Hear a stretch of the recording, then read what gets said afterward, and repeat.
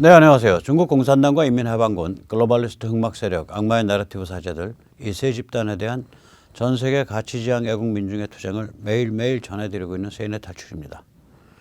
오늘은 드디어 이제 버지니아에서 제가 어저께 조심스럽게 말씀드렸던 것처럼 공화당 영킨 후보가 민주당의 거물 맥컬리프 전 주지사를 꺾고 이 민주당 텃밭인 버지니아에서 이제 주지사로 당선이 됐습니다. 이 선거의 의미 다시 한번 좀 짚어보고요. 그리고 상황이 이런데 우리는 도대체 이 지금 정치 투쟁의 그 어떤 수준이라 그럴까? 그 문맥이 뭐야? 라는 문제를 좀 제기해 보도록 하겠습니다. 먼저 세뇌 탈출 자율 구독료 부탁 말씀 올립니다. 신한은행 140-012-108493 주 백모 프로덕션입니다. 참으로 어려울 때인데도 꾸준히들 도와주셔서 백모 세뇌 탈출 뚜벅뚜벅 진행할 수 있습니다. 감사합니다. 영킨 승리했죠. 약 7만 표 차이입니다. 득표율 차이는 2%포인트 정도 됩니다. 민주당의 고민이 좀 심합니다. 이게 우선 첫째, 이 버지니아 주지사 선거는 내년 중간 선거의 지평을 보여줍니다. 버지니아는 뭐 경합주, 격전지주도 아니에요. 여기는 민주당 터밭입니다. 주 하원, 주 상원 모두 민주당이 장악하고 있고요. 주의 웬만한 공무원들 다 민주당 출신이고요. 연방 하원 다 민주당일 거예요. 연방 상원 다 민주당. 민주당 터받친 지역입니다. 그런데 여기서 이게 뒤집혔다는 건 내년 중간선거 이제 판판이 깨진다는 걸 얘기해요. 특히 경합 지역에서는 뭐 더 물어볼 것도 없이 깨진다. 이걸 뜻합니다. 게다가 이게 싸움에서 뭐 지든 이기든 간에 민주당이 좀 유효한, 그러니까 효력이 있는 어떤 프레임을 들고 나왔어야 되는데 민주당 쪽에 맥컬리프가 이 공화당의 영킨한테 뒤집어 씌운 프레임이 제 트럼프 꼬붕이다. 어나더 트럼프다. 이거 외에는 없어요. 그런데 이게 문제가 뭐냐. 민주당의 다른 선거에서도 이 저게 트럼프 추종자고 백인 우월주의자야 라고 낙인 찍는 거 외에는 지금 민주당이 공화당을 공격할 수 있는 뾰족한 쟁점이 사실 없습니다. 그리고 그 낙인이 안 먹히는 거예요. 이번에서 드러나듯이.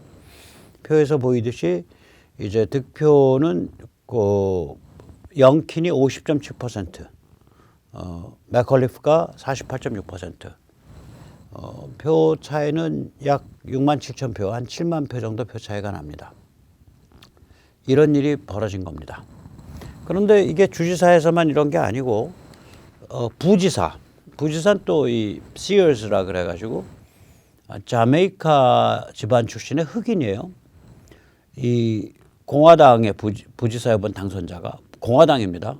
버지니아에서 주 정부의 고위직에 흑인 이 여성이 들어간 적이 이번이 처음입니다. 공화당 부지사가 당선됐어요. 표에서 보듯이 50.7% 대 49.3%, 약 1%포인트 표차 가지고 부지사가 당선이 됐습니다. 그리고 이제 주 검찰총장, 스테이트 아토니 제너럴이죠. 여기도 마찬가지입니다. 50.5% 대 49.5%. 약 1%포인트 차이 가지고 공화당이 당선됐습니다. 이번에 자리 3개 걸렸거든요. 주지사, 부지사, 주검찰총장. 셋 다 공화당이 판을 엎어버린 거예요. 뿐만 아니죠. 역시 또 민주당의 아성 뉴저지입니다. 여기서는 이 이름이 이게 묘한데, 잭 차타렐리라는 이제 그 치아타렐리라는 사람이 공화당 후보고 민주당은 거물이에요. 현역 주지사예요. 이게 필립 머피입니다. 이 뉴저지는요. 등록된 민주당원 수가 공화당보다 100만 명이 많아요.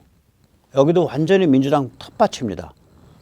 이게 이제 인구라 그래봐야 꼴랑 한 600만 정도도 안 되는데 이게 600만 뭐 한 400만.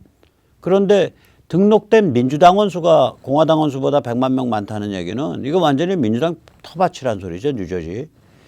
여기서 역시 이 민주당의 이 거물 현역 주지사 필립 머피가 이건 뭐 게임이 안 될 정도로 압도적이다라고 신문 보도가 어저께까지도 그렇게 나왔어요, 뉴저지는. 그런데 막상 까보니까 지금 88%를 개표한 상황에서 공화당의 차타렐리가 민주당의 머피에 대해서 약 0.4%포인트, 0.3%포인트 표로는 약 한 200표 앞서고 있어요. 물론 차타렐리가 이게 그러니까 승리하기는 어려울 겁니다. 왜냐하면 지금 나머지 아직 집계가 안 된 카운티들 혹은 집계 중인 카운티들이 주로 민주당 성향이 강한 카운티입니다. 에섹스 같은데 그런 데는 표 분포 보면 뭐 2.5 대 7.5 정도로 민주당 표로 나와요. 그런 데가 큰 카운티 몇 개가 남아 있기 때문에 차타렐리가 떨어질 겁니다. 그러나 떨어지더라도 불과 뭐 한 10,000표, 20,000표 사이 굉장히 그러니까 선전을 하고 떨어질 거예요. 이러면은 이건 내년 중간선거에서 민주당의 앞길이 없다는 소리입니다. 앞날이. 이 정도가 아니죠. 지금 이 미국인들의 그 바이든 정부에 대한 그 반감은 이루 말할 수가 없습니다. F.조 바이든이라고 이제 축구 경기장 같은 데서 이제 그 구호가 나왔고 상용차 경주대회에서 거기서도 구호가 나오니까 그 경주대회에 우승한 브랜든 브라운이라는 사람을 그 스포츠 뉴스 쪽에 여기자가 인터뷰하면서 배경에 F.조 바이든 떠드니까 아 저게 지금 구호가 Let's go 브랜든, 브랜든 이겼다, 브랜든 만세라고 나오고 있군요라고 거짓말을 했단 말이에요. 그게 제가 한번 세계탈출에서 소개해드렸죠. 얼마나 황당한 거짓말인지. 우리 귀에 분명히 F.조 바이든이라고 들리고 있는데 그런 거짓말을 했었어요. 그래서 이 Let's go 브랜든이 이게 F.조 바이든이랑 같은 뜻이에요. 이 얘기가 미국에서 이제 그냥 아무 데서나 막 써요. 여기 지금 사진에 보면 이게 이제 그 식당 간판이거든요. DQ라는 식당 간판인데 식당 간판 아래 뭐라고 써 있어요? 오레곤이에요. 여기 민주당 지역인데 Let's go 브랜든이라고 써 있잖아요. Let's go 브랜든. 한마디로 바이든 지읒 쌍기역 이렇게 써놓은 거예요. 식당 간판 밑에. 농담이에요. 그냥 완전히. 그 다음에 여객기가 사우스웨스트 에어라인인가 해서 이제 그 기장이 처음에 딱 그러죠. 오늘 저희는 날씨는 어떻고 뭐 지금부터 비행기가 뜨면은 얼마 만에 이륙하고 뭐 이륙한 다음에 몇 시간 만에 목적지인 알바커키에 도착하겠습니다. 뭐 알바커키 가는 비행기 어디서 갔더라? 조지아에서 알바커키 가는 비행기였을 거예요. 도착하겠습니다. 날씨는 어쩌고 저쩌고 한 다음에 자 그럼 이제 편안히 모시겠습니다. 그러고서 이제 기장이 Let's go 브랜든 그랬단 말이에요. 그래서 승객들이 허걱하고 놀란 거예요. Let's go 브랜든 하니까. 그래서 이제 이게 여객기에서 기장이 그런 바이든 지읒 쌍기역 이런 얘기를 막 멘트를 날리고 그것 때문에 이제 사우스웨스트 그 에어라인에서는 뒤늦게 뭐 좀 개기다가 뒤늦게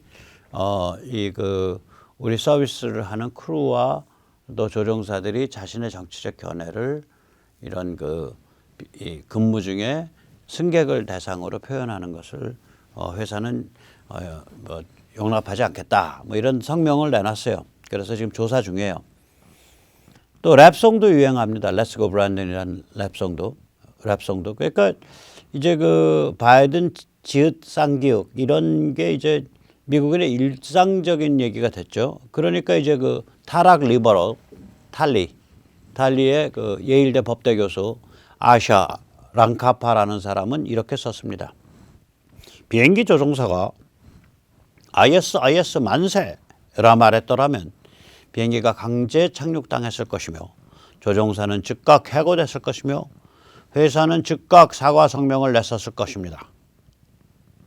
그러니까 또 뭐라고 사람들이 비아냥거리냐면 이 아샤 란가파라는 이 예일대 법대 교수에 대해서 뭐라고 비판을 하냐면 야 IS 제일 유리하게 해준 건 바이든이야.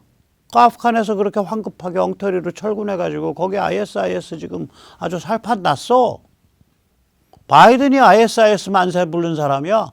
이렇게 이제 비판이 나오고 있습니다. 한마디로 미국이 이제 거의 이제 미국 정치 내전이 혁명적 분위기로 막 가고 있는 거예요. 그래서 물론 이제 우리 자유보수 간판격 인터넷 매체죠. 미국에서 브라이트바트의 오늘 그 탑 기사 제목 이렇게 뽑혔습니다. 한마디로 버지니아를 휩쓴 붉은 물결, A Bloodbath. 민주당 대학살이 일어난 피바다. 민주당 기득권층,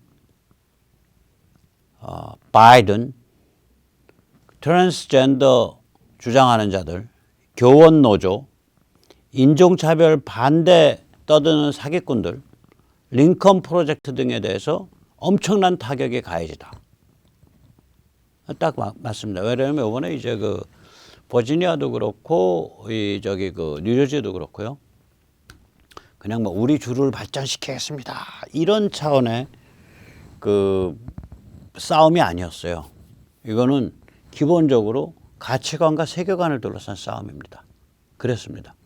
애들한테 교육 뭐 시킬 거냐? CRT냐? CRT가 아니냐? 젠더 평등이냐? 젠더 평등이 아니냐? 기후변화냐? 기후변화가 아니냐? 에너지 어떻게 갈래? 국경관리 어떻게 할래? 코로나 바이러스 어떻게 할래? 이런 것들이에요. 전부 이슈들이.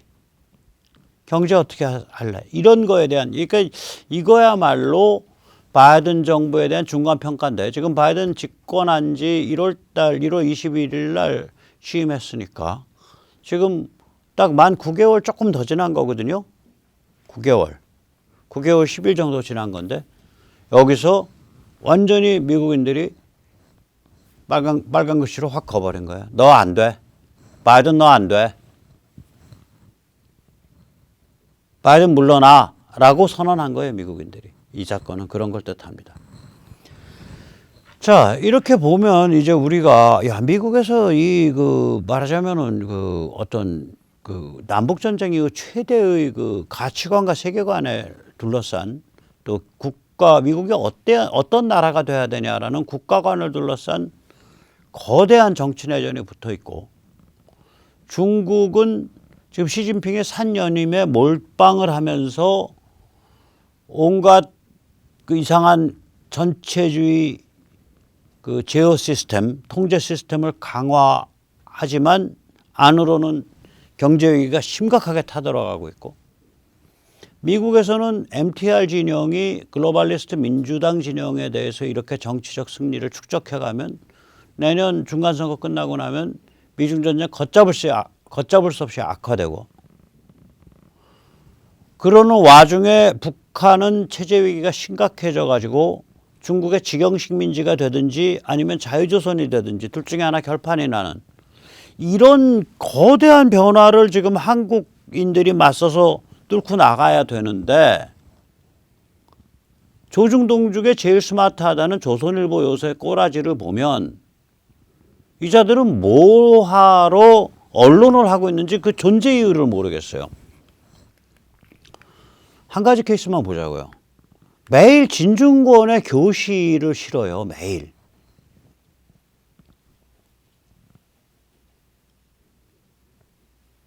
그러니까 이재명 박정희 언급이 문정권 노선을 이탈한 거다. 그 다음에 이재명 하루에 하나씩 아주 그냥 황당한 발언하는데, 이것은 대장동 관심을 돌리려 정책을 막 던지는 그런 상황이다. 그러니까 진중권이 내가 보면 조선일보 주필이야. 매일 진중권의 교실을 옮기고 있는데, 뭐 진중권 굉장히 재치 있고, 너는 그 전에 정의당 쪽에 있을 때는 굉장히 싫어했지만 요새는 뭐 비교적 입 바른 소리 할 때가 있으니까 이쁘게 보고는 있지만, 이게 매일 이렇게 교실을 중계방송해야 될 정도급의 인물이냐 이거지. 그 다음에 진중권이 미중전쟁이나 중국 위기나 미국 내 정치 내전에 대해서, 북한 위기에 대해서 유의미한 얘기 한 적을 제가 못 봤거든요. 가장 중요한 얘기는 안 하고 있어. 그런데 이걸 교시로 삼아서 이걸 중계방송을 하고 있단 말이에요, 조선이. 이걸 보면서, 지금 한국이 어마무시한 그런 소용돌이로 지금 진입하고 있는데, 그걸 경랑치는 바다로, 이 대한민국의 상류층 제도권을 이끈다는 에이스 신문이 이거밖에 못하나. 이거밖에 못하나. 얘들 완전히 멘탈이 실종됐네. 이런 생각이 드는 거예요. 그래서 이제 이 싸움이 이제 문명적 세계사적 의미를 가진 싸움이에요. 이 경랑의 바다는. 방금 말씀드렸지만 미국 내전 있죠. 미중 전쟁 있죠. 중국 위기 있죠. 북한 위기 있죠. 이게 전부 연결되어 있는 싸움이에요.